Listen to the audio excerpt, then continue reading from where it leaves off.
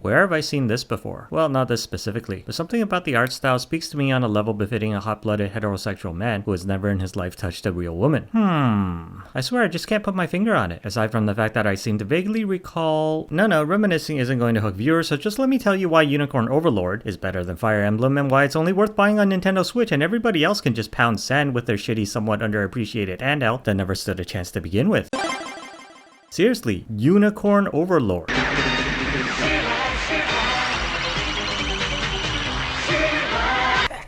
Can't blame me when I saw the game pop up on my Switch new releases, and immediately assumed it was the kind of borderline pornographic shovelware that Nintendo seems to be oddly accepting of on the eShop. Without any prior knowledge, I guarantee every handsome, Vera hardcore gamer would have expected a Chinese knockoff of My Little Pony crossed with a shitty mobile auto battler that steals your credit card number to pay for faulty North Korean missiles shipped to Russia, and Vanillaware. Like everybody who bought Dragons, I lost my train of thought. A decade ago I did it for the boobs and basically could not care less who actually made the game. With a name like that, it's obviously the developers don't care either because the name itself is essentially defined as, couple that with their crotchety old Japanese businessman's steadfast refusal to accept personal computers are things people play video games on, and I'm starting to think the whole company is a front for one particularly nerdy branch of the Yakuza that it's supposed to be losing money as some sort of elaborate tax scam. And yet it's your fault for consistently ruining their plans by buying their horny games, and their fault for consistently making games that are really, really good and not just really, really good at being horny.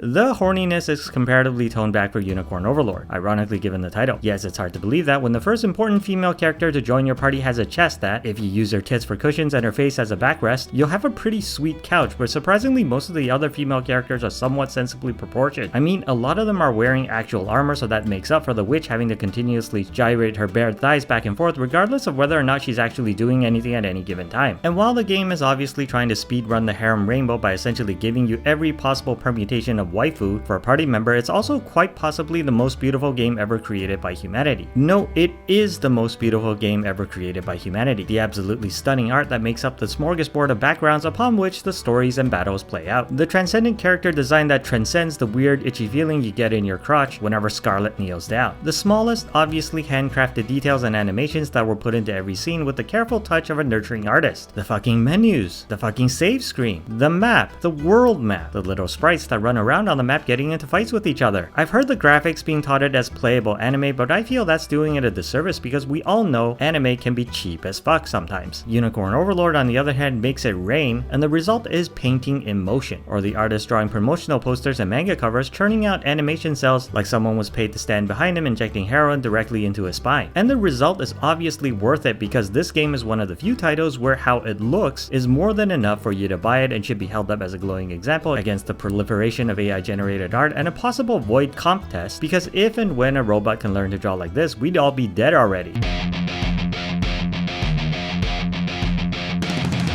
Not so the story, which sure feels like it was written by an AI. A shame because as the only example of the genre that can be held up to the same impossible standards set by Final Fantasy Tactics some decades ago, Unicorn Overlord falls one step short of true greatness by looking at what was, is, and forever will be a masterfully written and told story about an anime JRPG interpretation of the drama of the War of the Roses, and got as far as the first word and second abbreviation before fainting from huffing too much paint fumes. I'm not even gonna make jokes because at the beginning of the game, when the besieged monarch leaves their only son with a loyal old master at arms, who spirits the last heir away as the kingdom falls to ruin and the queen leads a final suicidal charge with a remaining loyalist to cover their escape, only for years later the exiled prince, that's you by the way, to come up against some of the same loyalists who fought with his mother having now come to apprehend you, and telling you pointedly on the battlefield that a privileged whelp like you could never hope to understand their reasoning for changing sides. That I stood up in front of my TV, threw my arms up, and veritably exclaimed, "Nuanced, complex characterization and motivation in my gritty medieval fantasy tactical RPG? Why not extract what remains of my semen from my balls and be done with it?" I honestly expected the incoming twist, given the immediate res opening, to be the queen being actually an iron-fisted despot who nonetheless really loved her sheltered son, and the captains betraying her only doing so to side with an oppressed populace during a righteous uprising. And your eventual reclamation of your birthright would come with a personal choice of trying to do better by your people, or becoming the shittiest little shit to have ever shitted on over 1 million hungry rebels being sent off to the gulags.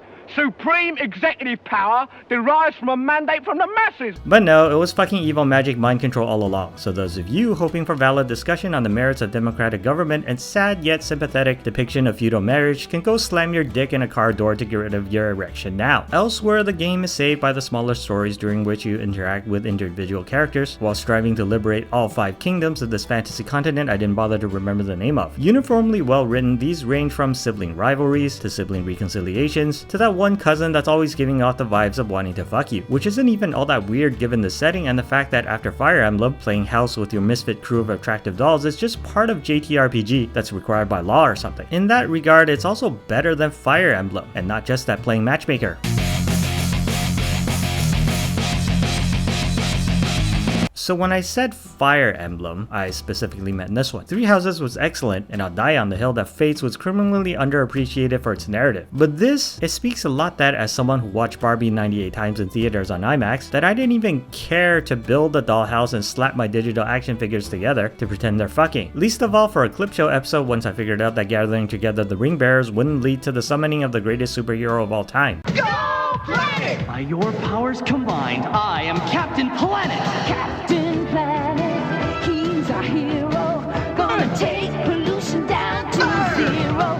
He's our powers magnified, and he's fighting on the planet side. I'm just saying it would have made the story a lot better is all, or at least somewhat tolerable. Elsewhere, Unicorn Overlord's combat actually manages to make Fire Emblem all of them look dated, because there's just no going back after this. The units are mostly the same. Tank, healer, DPS, mounted, flying, can't follow or prostitute. No, shut up, you're trying to get monetized here. What is brilliant is how they're set up. Instead of individual units, you're required to put your party members into groups. The classes complement and counter each other, so at its most basic, it's just about putting the shield bearer in the front line to get its ugly face bashed in, so the pretty boy lancers in the back row can freely run down opposing squishy mages and archers. But really, it goes much deeper. With 6 spaces to fill up, the options, choices, and makeup is essentially infinite. Feel free to think outside the box. Master strategists like me will swiftly learn to improve upon the basics, so eventually you have contingents of weak units that were never intended to go into battle to begin with, supporting the grunts in the trenches with magical and physical artillery from afar, while creating specific fast-riding flying panzer divisions to blitz over impassable terrain and capture objectives before the enemy can even keep up. In battle, you never take any individual actions, and it's all about how you've set up everything beforehand. Whoever you choose to make the leader has their own special skill, so even the cook can do some good when you make her supervisor for a day and she keeps the front line well fed with pies, even as they're taking arrows to the face storming the castle gates. Defeating enemies and capturing fortifications yields valor points that can be used to cheat a fight that isn't going your way. You'll also have to manage stamina, swapping out tired units for freshly deployed ones, and use special items and make camp where it's necessary, and yet the real time with pause nature means the battlefield is always fluctuating, so you can never take anything for granted. There is a time limit to keep you on your toes in special conditions, like a sandstorm, which means throughout its sizable runtime you'll never get bored and start looking forward to fights like the internet commentator who's just recently lost their job and has a lot of free time on their hands. That's before you even get to the tactics, taken almost point by point from Final Fantasy XII's Gambit system, that if or then when you've programmed your characters well enough, you can relish in the sight of an autonomous army rolling across the battlefield, slaughtering everything in its path with minimal input from you, which is itself the greatest sense of accomplishment any armchair general can ever hope to aspire to. All that before the macro level where you outfit your roster with limited gear, go on side quests, and rebuild destroyed settlements with seized natural resources that will one day lead to the death of the planet. You can station characters in liberated towns, which gives the game another layer in its approximation of one of those grand strategy titles boring people are playing in lieu of making anime paper cutouts have sex with each other. The game also doesn't skimp on quality of life mechanics for those of us busy, successful people who play anime romance games in between brain surgery operations. You can skip battles if you hate art, and you can dash on the overworld and just outrun enemies if you're hurrying to the next plot point. The game is also very much an open world despite appearances, in that you're essentially given free reign to capture territory in whichever order you feel you can handle. And let's just say I'm looking forward to the tutorials on storming the final level 40 battle with level 5 armies from people who have nothing better to do all day than write programming logic, and then stealing their content and lunch money, I guess, in the form of YouTube advertisement revenue. And on top of all that, yes, the individual characters placed into the same unit will develop rapport and have unique dialogue with each other, and if you leave them together long enough, they will almost certainly start fucking, so I guess it was about playing off his workplace matchmaker all along.